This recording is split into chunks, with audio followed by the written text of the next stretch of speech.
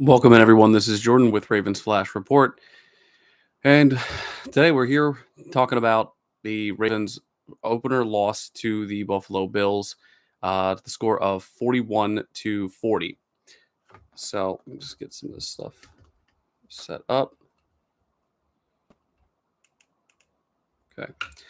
So Ravens lose their opener, and they shouldn't have. And I know that sounds like, fan just wants his team to win, but realistically, so many things had to go wrong for the Ravens and right for the Bills for them to win that game.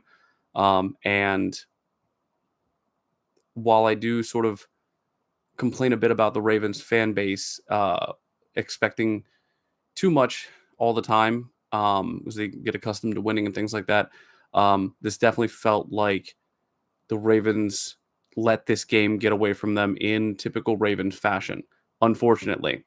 So while we did lose, and while it was in, as I said, heartbreaking fashion, there is a lot of really good stuff that happened in this game for the Ravens. So, I don't want it to be all doom and gloom. There was a lot of good things that happened in here. Lamar looked fantastic.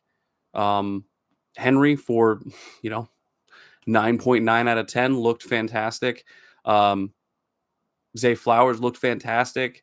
Kyle Hamilton looked fantastic. So, Awuzie showing why they picked him up in the offseason as well. But I just have a list here of some of the pros and cons, or sort of the good players, bad players, whatever you want to say, performances of week one. So Lamar, obviously, pretty much plays.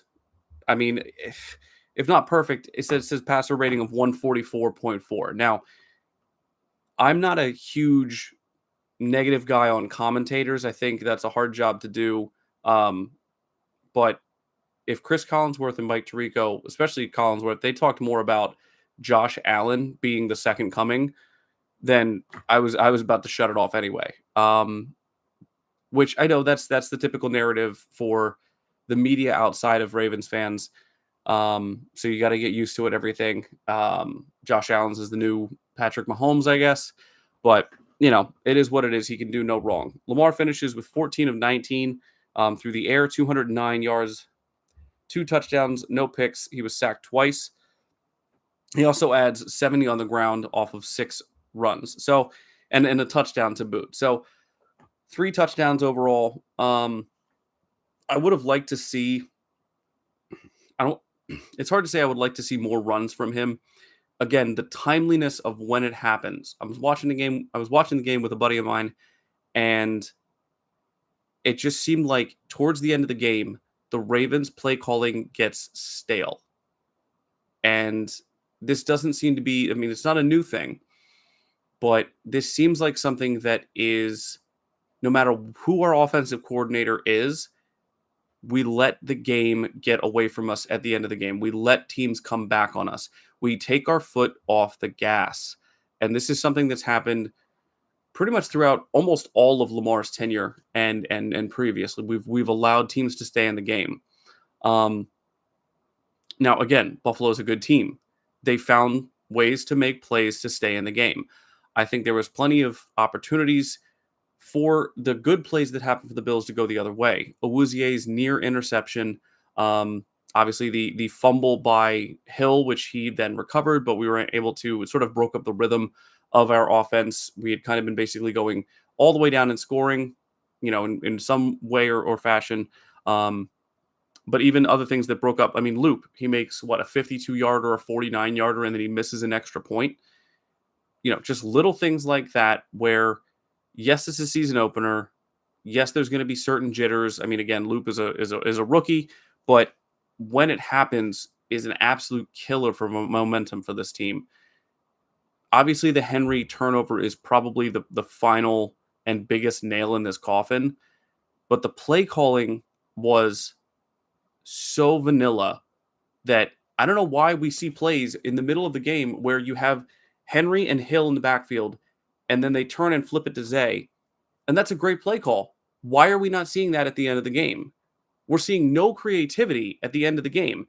And you need to get a first down. You need to get a first down. you've seen how the trail of momentum has been going with the Bills offense.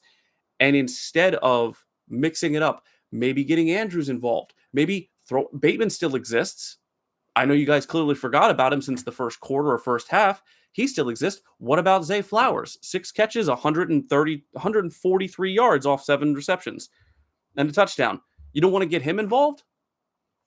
You want to just, I mean, again, I'm not saying that Henry's not effective. He is effective, but you're using these players in the exact same way, in the exact same scenario at the end of the game, and it's predictable. And the Bills are a good team. Their coaching staff is a good coaching staff. They're going to pick up on this stuff. These tendencies are not new for the Ravens. So, again, I know I said I don't want to make this all doom and gloom, but let's air out this sort of obnoxious behavior of the coaching staff, because it's frustrating to watch game in and game out, year in and year out, where the Ravens should be throttling these teams, and these little decisions, along with player execution. Again, the coaches aren't out there making Henry fumble the ball or having players drop passes or whatever. But again, the coach's job is to put the players in a position to succeed. And when they trot them out there to basically run the same play every time, that gets a little bit difficult. So, and then there's just players making plays. Ed Oliver was all over the field. Bosa, he was present as well. But anyway, on the more positive side, I mean, Henry, obviously, he did have a fantastic game. 18 attempts, 169 yards, 2 touchdowns. He had a long of 49. And I mean, he was running all over them in the first half. I think I saw the first half was that like 165 yards or something like that? Or maybe that was into the second half, but it must have been the second half. It was 130 some, I think, at the first. And Lamar 6 for 70 yards. Again, I would have loved to see Lamar get a couple more, again, first down, you think he's handing it off to Henry, taking himself up around the side. I know we're always worried about injury, but you got to win the game. Harbaugh, yeah, I know. I completely agree. Harbaugh is, I mean, and I was on Harbaugh's bandwagon for a long time, but the last 2 years, again, objectively, we're seeing the same issues year in and year out in the same circumstances. And if there's any hump to get over, it's been coaching. It's been these little ticky-tack issues. Again, the guy I was watching, friend that I was watching the game with, on 4th down, he said we should have gone for it on 4th down. And I can't help but agree with him. They do seem to give up a lead. And again, the giving up of the lead when the players are executing, when you have Lamar passer rating of 144.4, you've got Henry with 170 yards on the ground and 2 touchdowns. Zay's almost having a career night. Like, I don't know how you let that, your rookies hitting from 50 plus on field goals. I mean, I don't know what more the players can do if the coaches aren't putting them in situations to succeed. Roquan Smith, I have him as a net negative. I don't know what's going on. He still looks slow. He still looks, I won't say out of position, but it seemed like he was falling down a lot trying to get after guys. He led the team in tackles with 10 total, but the guy right behind him, Kyle Hamilton, he seemed to be playing fantastically. I don't know what happened with his finger.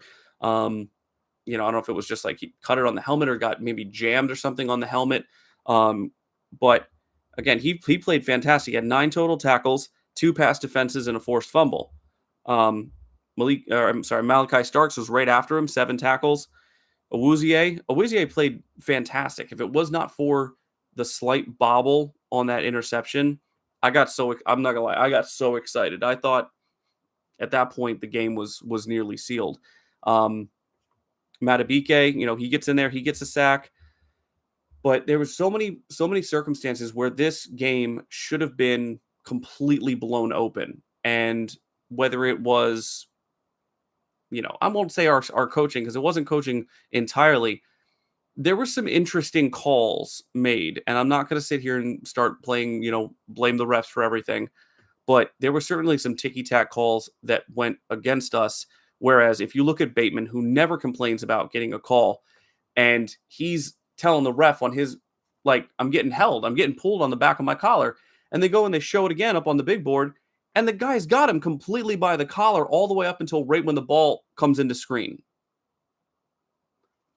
Meanwhile, again, whatever, I forget which play it was, but um, I think it was against Shaqiri, made a incompletion on uh, I think it was Wiggins, and they called defensive pass interference. And if you look at the replay, he's completely shoving off of Wiggins' face mask, like completely shoving off of him. So, again, not to play, refs ruin the game or anything like that, but it's real difficult to watch a penalty flag come out and you see hand fighting and it's immediately going to be called on the Ravens because that just seems to be how it goes.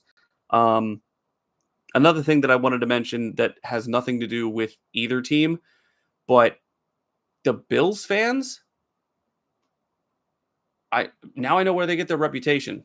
Not only was it the after the Hopkins, which by the way, the Hopkins touchdown. Oh my god. That was incredible. I mean, not even just the one-handed catch, but the maintained possession. Like he looked at it too, like, yeah, and then tucked it in. But him coming around, going around the outside and everything, again, not doing anything crazy like they talked about. And the guy hits him in the head and then shoves on Lamar. And I'm glad that Lamar got right up in there, in with the fan, and shoved the fan back. And I know the commentators, they can't talk, they can't promote that stuff. Like, all players get up in there and, Ron Artest them and everything. But they have a right to protect themselves. And if fans are hitting the players and later on in the game throwing stuff onto the field, when Henry got his second touchdown there, you saw a cup or something get thrown into the end zone. But nope, we don't want to talk about that. But Bills fans, staying real classy. That was a classy performance by the Bills fans. Let's see here. Bernsey says Harbaugh has been the common denominator. He'll be the reason this team doesn't go far in the playoffs or win a playoff in the future, with a future Hall of Fame quarterback. D-Hop still has the hands. Absolutely. Yeah. And I mean, and again, even the penalties are on coaching. I mean, some of them for sure. Again, these pre-snap penalties, they're still happening.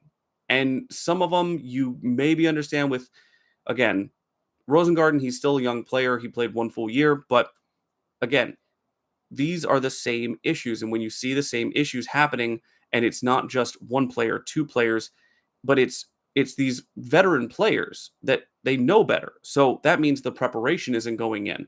And I can hear until I'm blue in the face that, oh, in the preseason, we're working on all this stuff. We're getting the kinks out and everything. I'm still seeing kinks.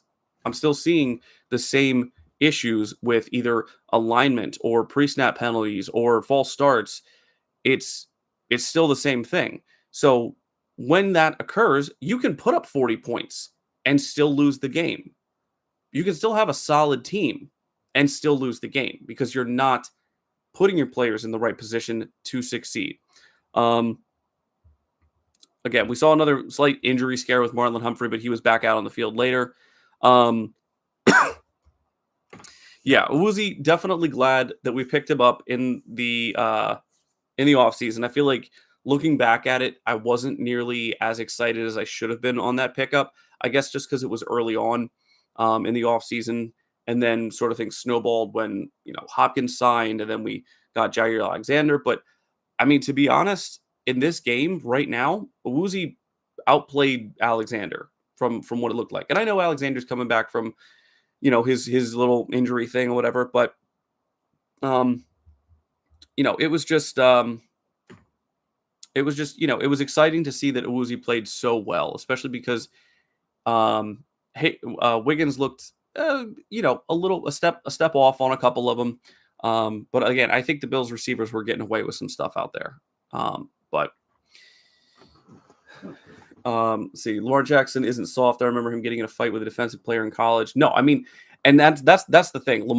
Lamar, he's the kind of guy where I feel like his teammates will have to pull him away because he is 100% a team guy, and he will forget about there's no business decisions with Lamar Jackson, right? Like, he's as real as they come. You mess with one of my teammates, one of these guys that I'm out here fighting and competing with, I'm gonna get in your face. So yeah, for sure. I'm not surprised that someone he got in a fight in college with somebody. I mean, he's a team guy, and his guys, he knows what is put in there by his teammates to go out there and do their job and make him look as good as he does. So obviously him standing up for them, and especially in that type of situation where it was completely uncalled for whatever that fan was doing. And they, I saw online that, the fan got ejected or something like that. But I mean, that's a bannable offense for, a long time, because you never know, push him when he's off balance or whatever. And I'm not trying to get crazy about it, but again, like, these players have a right to protect themselves. So I was glad to see his reaction, um, especially because he didn't, he just shoved him. But anyway, um, okay, so officially, I don't remember this happening, so I have to go back and take a look at the log of the game. Apparently, Mark Andrews did have a catch for 5 yards. I don't remember that happening. I kind of saw this as potentially a comeback game for him, given that Likely was not present. Um, but I mean, they really went wide receiver and running back heavy here. I mean, Zay got 9 targets, Hopkins 2, Bateman got 4 targets, Henry got 1 target, and Hill got 2. So um, I just feel like later in the game they got too predictable, and I don't think it was necessarily letting off the gas as much as it was, again, it was okay, run on first down, run on second down, maybe do something different on third down. And you're giving these Bills defenders the opportunity to stack the box. And in the first half, I felt like the Ravens were taking advantage of that. The Bills knew that Henry was doing really well, and so it makes sense in the second half to just do the same thing. But the Bills defenders, they're making adjustments at halftime. And so while Henry did get off a couple of good runs, part of the reason he was getting off good runs is because the Ravens offense was being unpredictable.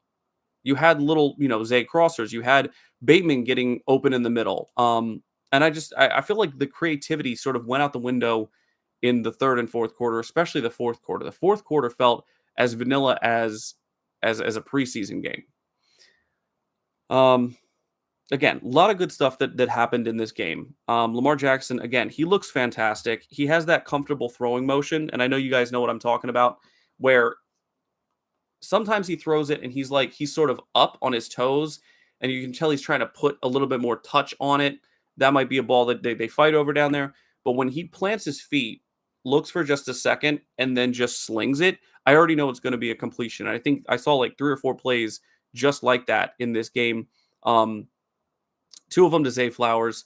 I think one of them was like that to Bateman. And it was just like, he has such a confident throwing motion when he has protection, but the early pass protection was terrible.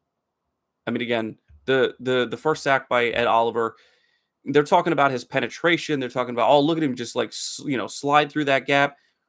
Faalele just disappeared. Faalele was just, again, oops, Lamar, he's coming.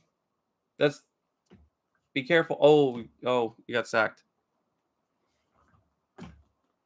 Like, again, I'm not, I'm not a coach. I'm not a coordinator. I'm certainly not an offensive line, development kind of guy. But I think there's got to be somebody out there that's better than that, because that's starting to get embarrassing. And it's something where this is going to be an issue going forward with defenses that have edge players or at least guys that can get pressure that can be moved around, right? Because they're going to stack that side. And we're facing the NFC North. They've got now, a Micah Parsons, they've got Hutchinson, they've got a lot of guys that can get after the quarterback. And while, traditionally Lamar and the Ravens do fantastic against NFC teams, you don't want to allow such an obvious weakness against an obvious strength. And Burns, you're absolutely right. The right side of that line, Rosengarten can be as good as he wants, but if the guy next to him is an absolute sieve and is just allowing pressure all night, it doesn't matter, right? The dam is only as strong as its weakest point. And I don't know what you do about that, because there's only so much. Having Ricard back there helps offset it a little bit. And to be honest, the reason I picked Zay as my explosive offensive performer of the game, in the preview video that I did before this game, he certainly did a lot. But I originally had Henry until I learned that Ricard was most likely going to miss the game. that seemed to not make too much of a difference. But again, when we're talking pass protection, if Lamar wants to, I mean, he's obviously doing 144 passer rating with a line that looks like that. But again, the what ifs sort of grab my attention sometimes. With, can you imagine how amazing this offense would be with Lamar under center and a good offensive line in front of him?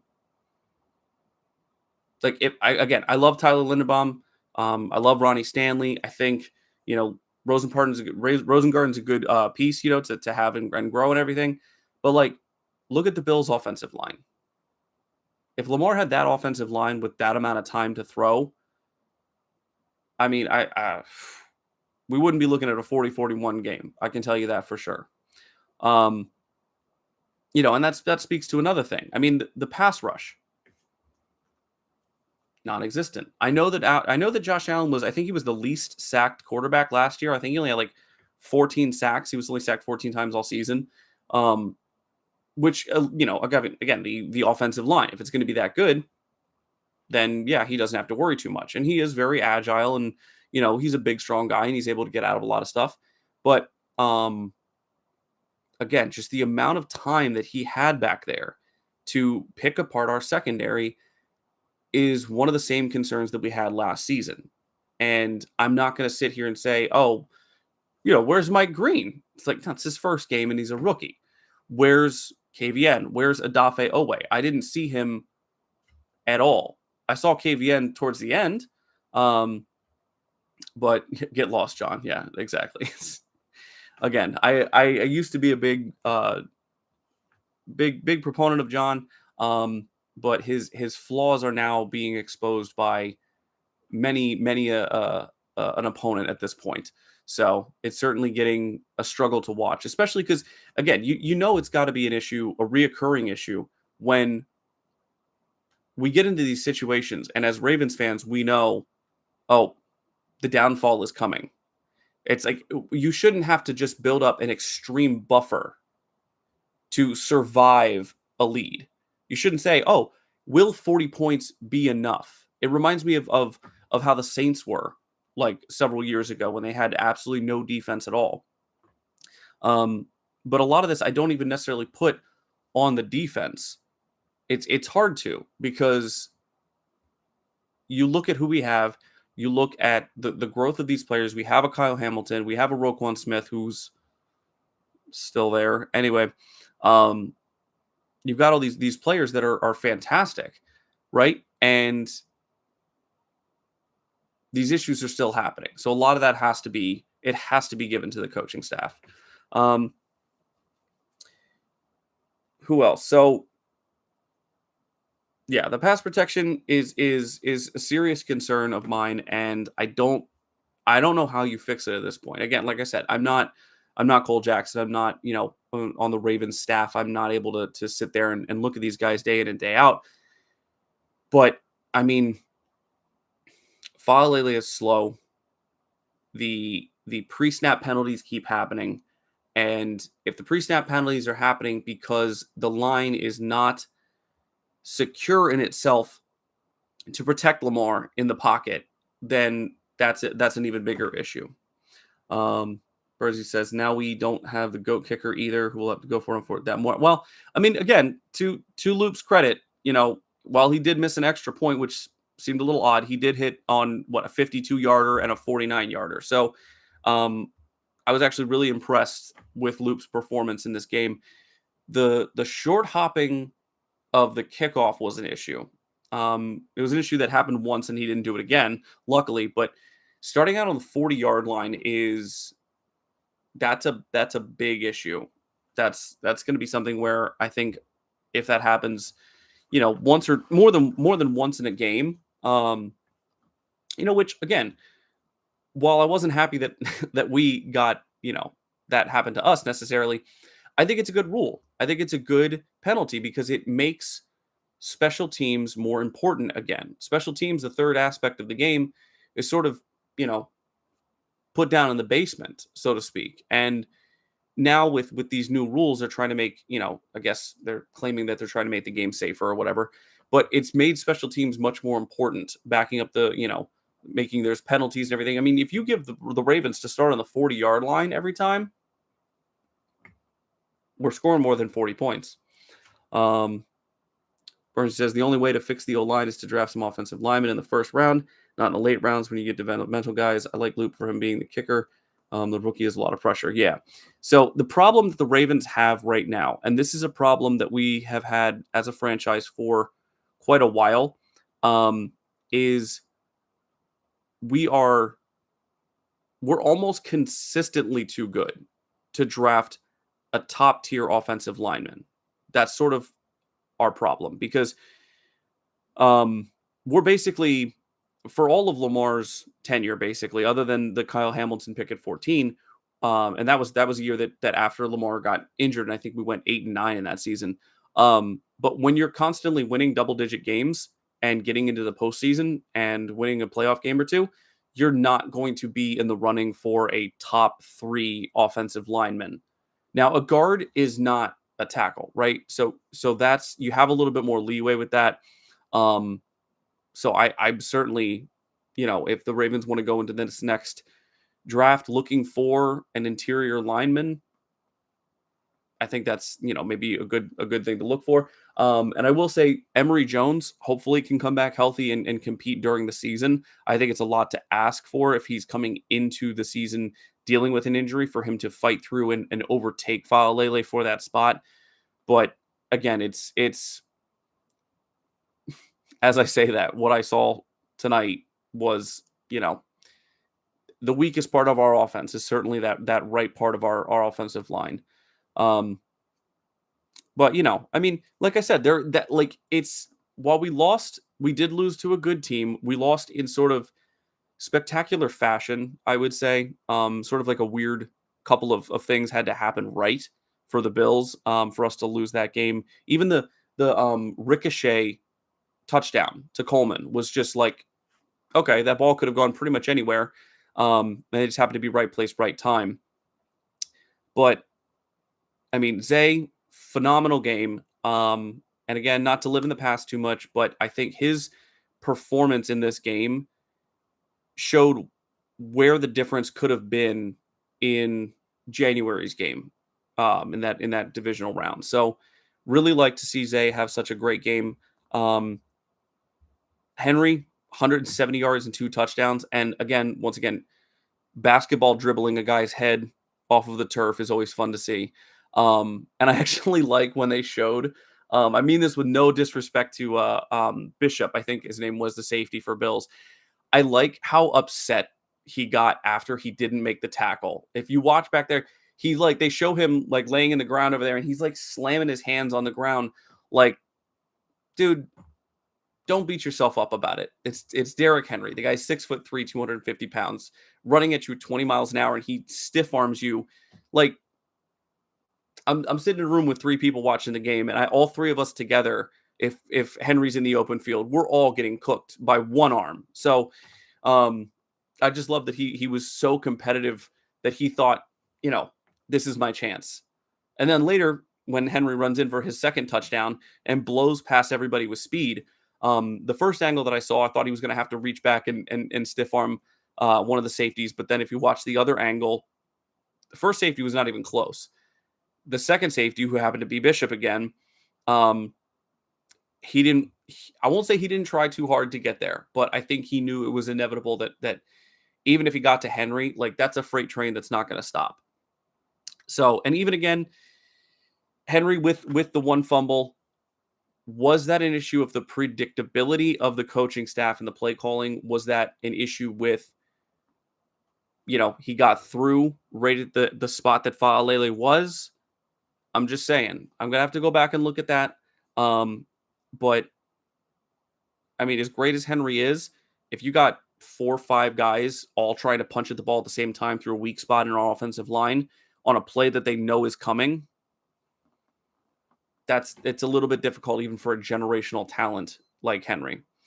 Yeah. So Lamar, great game. Henry, great game. Zay Flowers, great game.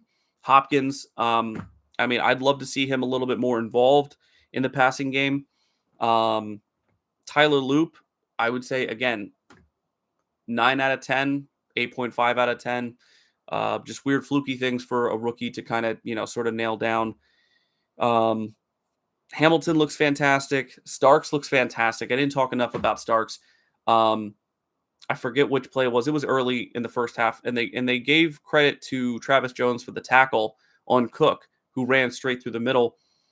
And while he did make the tackle, the guy that actually made the stop that initially made the first hit was Starks, and he is flying around in this secondary like a missile. So really happy to see him. And now I kind of really get to see what these coaches are talking about and other players are talking about, looking how comfortable he looks in this secondary. So that's really excellent to see. And again, Awuzie, really happy to see him in this secondary. Um, Everybody else, Buchanan, I thought he also looked pretty good. He looked pretty comfortable out there. Um, but yeah, I mean, again, we lost and it sucks, but I'll be honest, how we looked in this game versus how we looked in the season opener last year, we look way more dominant. We look way more comfortable. How's defense on paper so talented but so garbage this time? I mean, again, it's Mike. It's. I think a lot of it comes down to predictability on play calling, and that's why the guy that I was watching the game with on fourth down it was like 4th and 3. He's like, we should have gone for it because they're going to kick a field goal anyway. They're going to march right down the field because all they need to do is hit these little out routes, and the Ravens are so prone to getting calls in the wrong direction, and that's just where the NFL I think is headed. And again, to Burnsy's point, pass rush was non-existent the entire game, and that's a combination I think of our pass rush not being fantastic yet at this point, and I think it's also a combination of the Bills' offensive line being fantastic at covering for Josh Allen. I mean, Josh Allen is one of those guys where, like Lamar Jackson, he's going to make his offensive line look better than it is, but the Bills' offensive line doesn't have a faalele on it. A lot of offensive lines don't, at least not for very long. And again, if you're asking guys to cover for 3 or 4 seconds with guys like Coleman and Shakir back there, Cook who can get out of the backfield. I mentioned in the preview video, their running backs had over 700 yards and 8 receiving touchdowns last year. I'm surprised they didn't use them more in this game to get out in the flat. I think we did a really good job at actually covering the running backs. I think it was Ty Johnson that went almost scored a touchdown and Buchanan broke it up. So really happy to see that sort of development. There were a lot of really good developments by our defense in this game, but that's a lot to ask of a defense that sort of has been covering all game, and then they're asked at the end of the game to cover more at the end of the game with no pass rush at all. There was no pressure on Josh Allen pretty much for the entirety of the game. So overall, I think a lot of the players showed for the start of the season a lot of promise. I think some of the areas that we really need to tighten up are play calling predictability, the right side of the offensive line, and our pass rush. I think those are the 3 biggest areas. So 2 of them are players and one of them is coaching. But yeah, thank you guys for coming out. Thank you guys for being in the chat. If you guys enjoyed this part, not the game necessarily, but if you guys enjoyed it, please go ahead and hit the like button. And yeah, same problems as last year. Yep. So, but again, I think we started out the season better than we did last season. I think likely coming back will help spread this offense out a little bit more.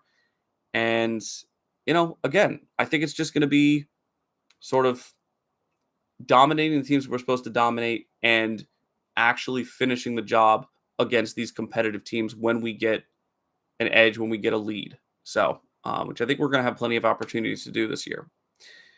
But that's going to do it for me, guys. I hope you guys have, get some sleep and have a good week coming up. And we got the Browns coming to Baltimore, so we're going to be seeing Joe Flacco in the next game. Be on the lookout for the preview of that later on this week. That's going to do it for me. So you guys have a good night, and I'll see you all next time. Stay safe out there.